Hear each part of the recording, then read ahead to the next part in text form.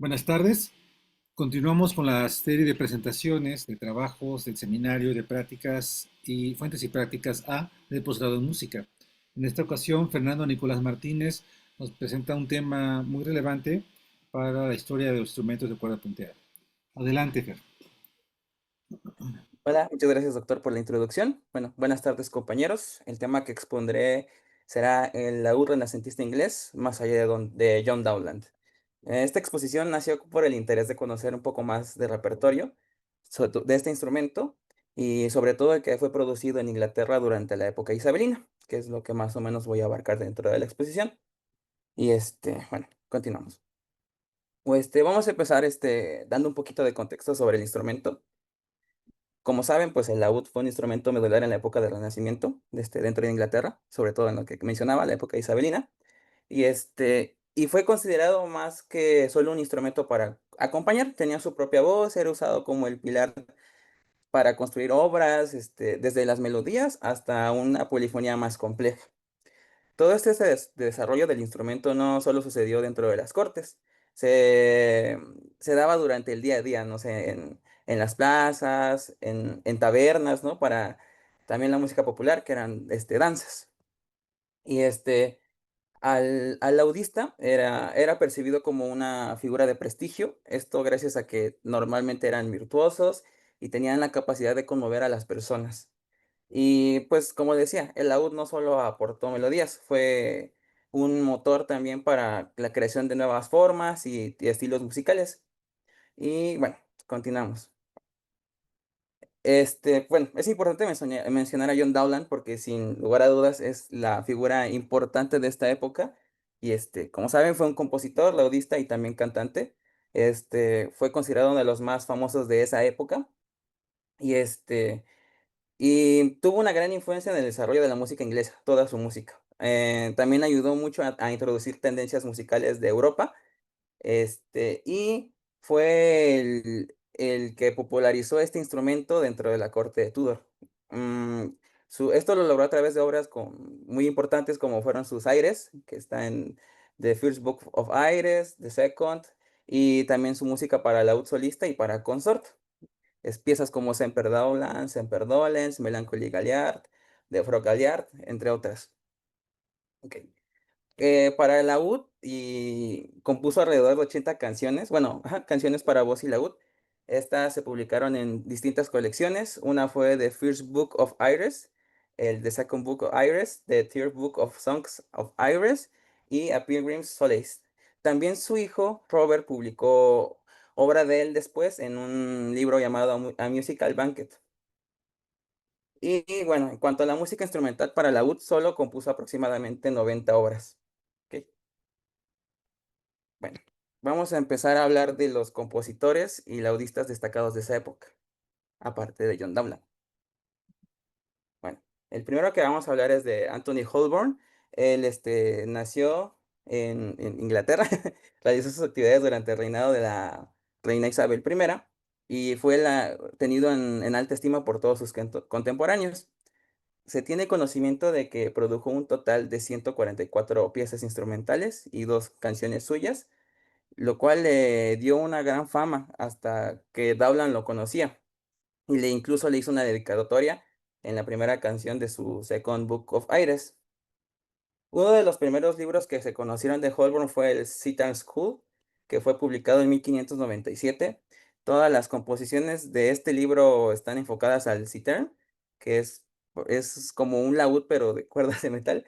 Y en su prefacio de este libro tiene indicado que las piezas fueron compuestas como en distintos momentos de su vida durante varios años y además, explica como estas composiciones con una cita que dice: "Frutos impresunos de mi juventud, en la cuna y en la infancia de mi habilidad delgada". Este libro contiene 58 piezas, lo cual era una publicación muy importante para ese instrumento. El libro está dividido en 2 partes. La primera parte es la parte didáctica, que se compone de 33 piezas, y, él lo menciona que es como para un estímulo escolar. Y la segunda parte consta de 25 piezas, las cuales eran un poco más complejas. Y otra de sus grandes publicaciones fue Pavans, Galliards and Mines and Other Short Airs, publicado en 1599. Esta contiene 65 piezas para violas, violines u otros instrumentos de viento, siendo una de las colecciones más importantes de música de danza inglesa de la época. Este, Se investigó sobre este libro que las primeras 54 piezas se pensaron en series de pares.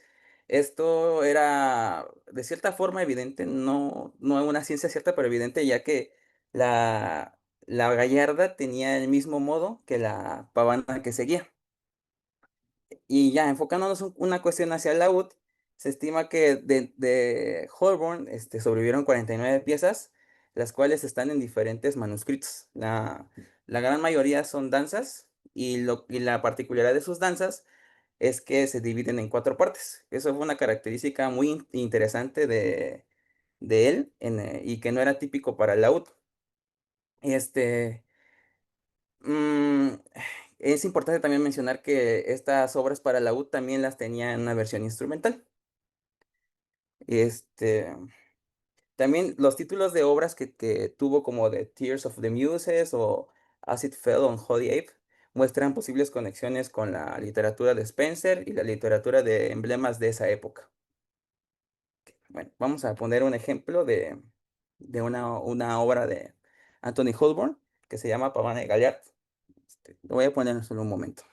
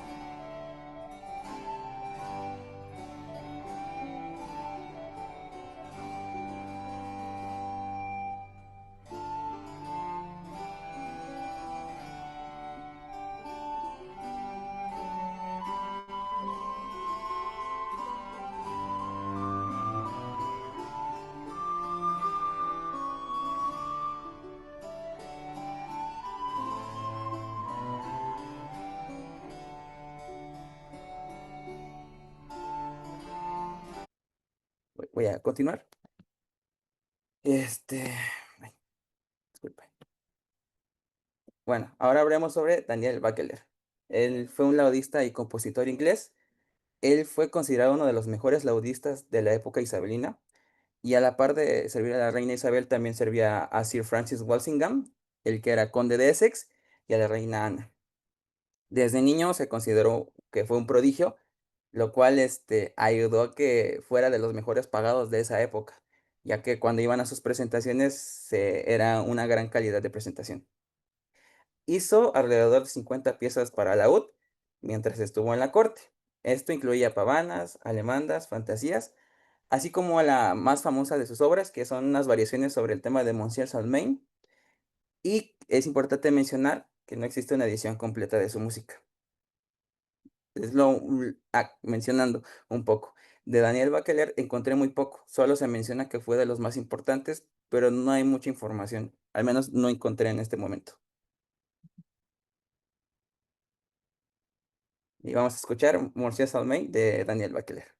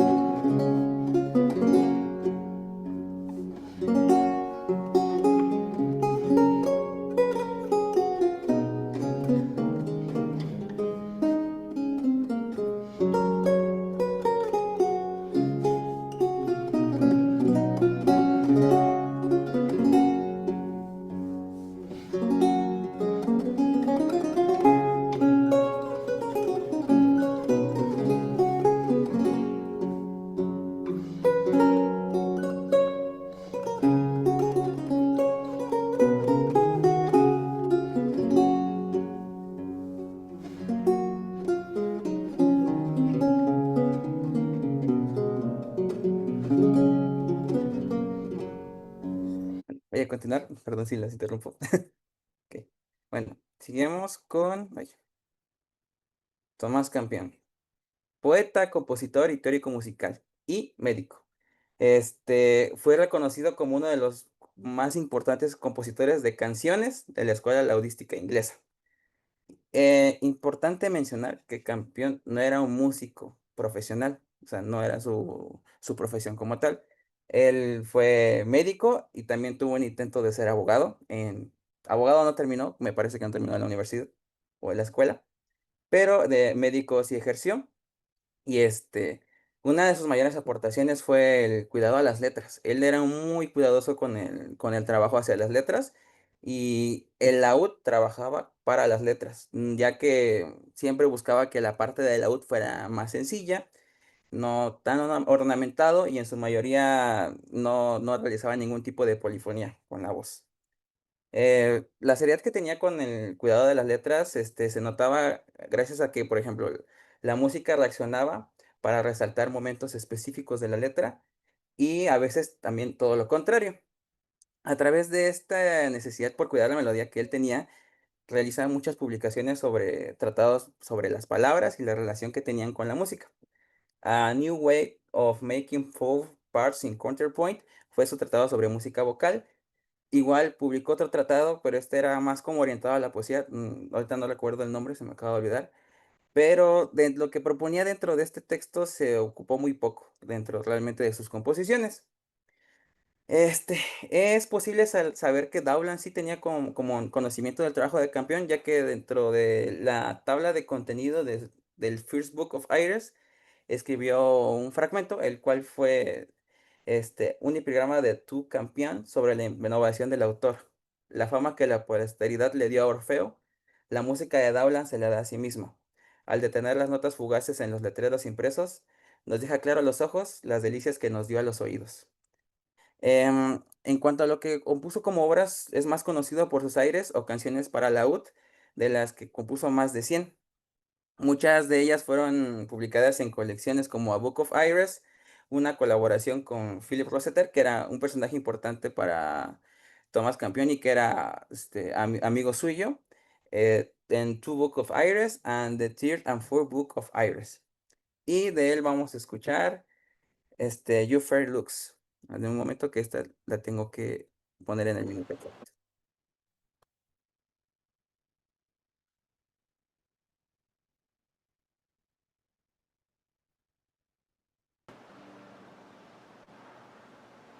Your fair looks inflame my desire, quench it again with love.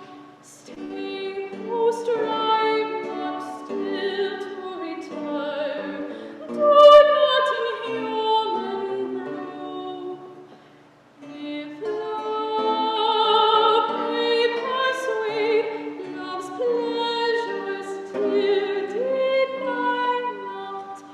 Here is a silent grovey shade. Oh, tarry then and fly not. If love may persuade, love's pleasures dear deny not. Here is a silent grovey shade. Oh, tarry then and fly not. Have I seized my heavenly delight in this unhaunted grove? Time shall now her fury requite with the revenge of love. Then come, sweetest, come, my lips with kisses gracing. Vamos a continuar. Y bueno, por último tenemos a Francis Cutting. Él fue un compositor y laudista, como todas las anteriores, y de los primeros en ser conocidos realmente. Bueno, principalmente trabajó para la familia Howard, en específico para Philip Howard, quien era el conde de Arundel. Realmente hay muy poca información de sus inicios, pero se sabe que tuvo 10 hijos, de los cuales su hijo, Thomas Cutting, también se convirtió en un laudista de gran renombre. Las dos obras por las que él es importante es Paddington Pounds y unas variaciones sobre Greensleeves, Divisions on Greensleeves. Pero no fueron las únicas obras que escribió, ya que escribió 51 obras de laúd, dos solos para bandora y una parte de consort para bandora. La mayoría de estas obras fueron publicadas en el libro A New Book of Tablature de William Barley en 1596. Y de él vamos a escuchar Paddington's Pound de Francis Quitting.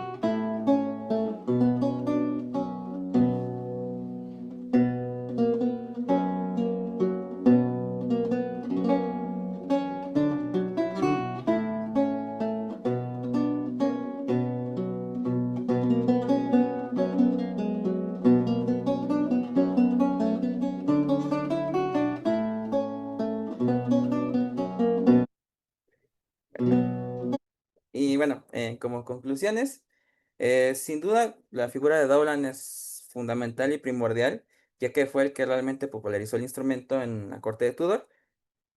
Pero el Renacimiento inglés no puede reducirse solo a una figura, contiene más compositores y laudistas, por lo que la riqueza de la música para laúd trasciende de solo Dowland. En conjunto, estos laudistas nos mostraron la riqueza y la diversidad de la música para laúd en la Inglaterra isabelina, cada uno con su estilo, con sus propias contribuciones y no solo perfeccionaron la técnica y la composición, sino que también lograron consolidar al laúd como un pilar fundamental del Renacimiento. Muchas gracias, Fer. Vamos a activar nuestras cámaras. Esto parece muy importante.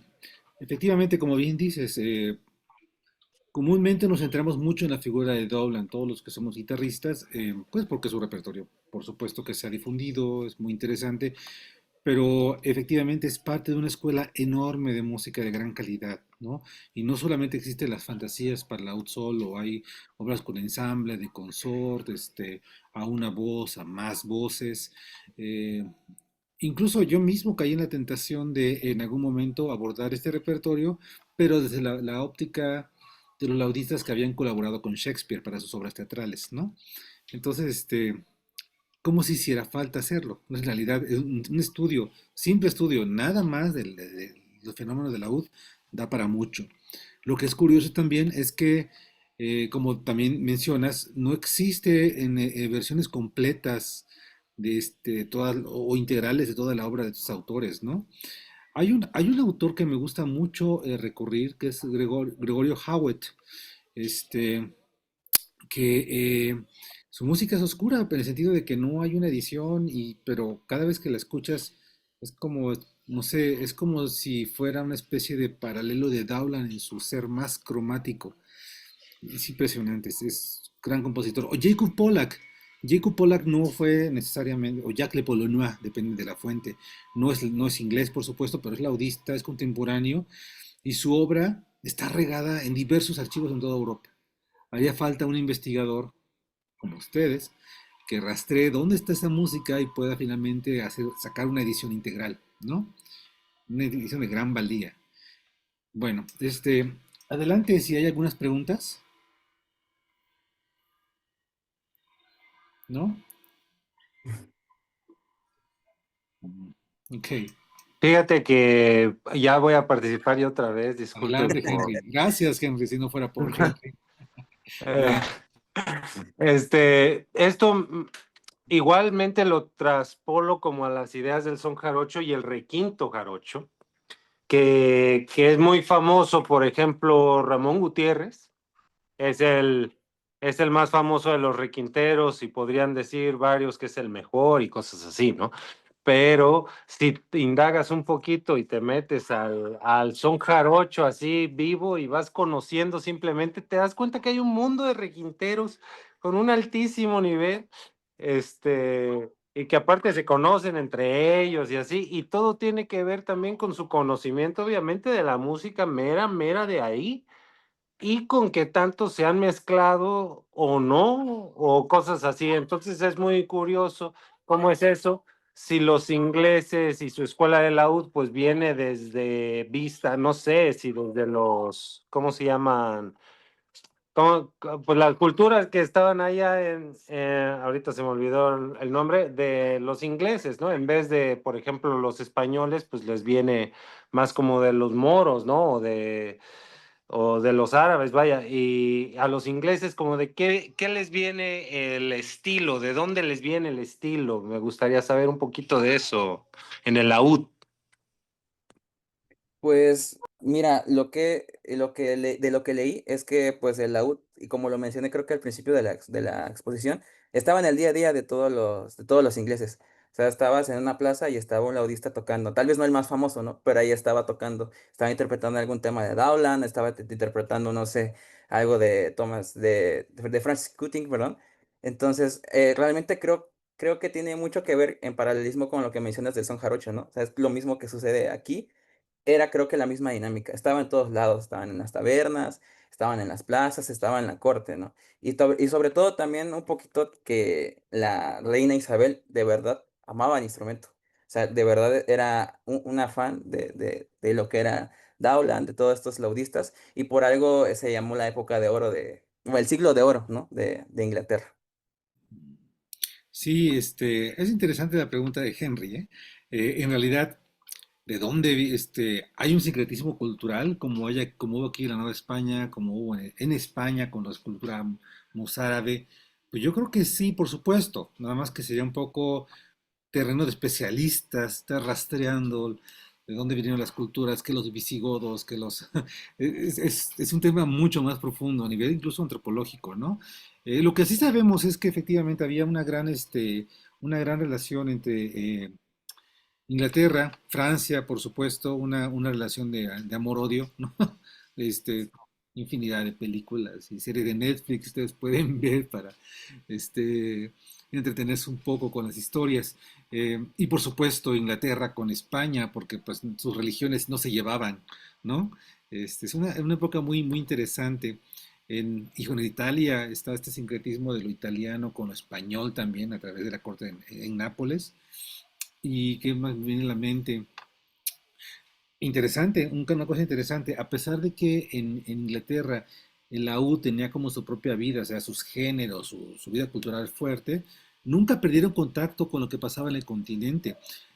Nada más hay que mencionar que el mismo Dowland fue el primero que hizo una realización de un cifrado en bajo continuo de una pieza italiana en ¿cómo se llama? En el laúd. Estoy tratando de acordarme de cuál es la pieza. Amarili mia vela, ¿no? Es Caccini.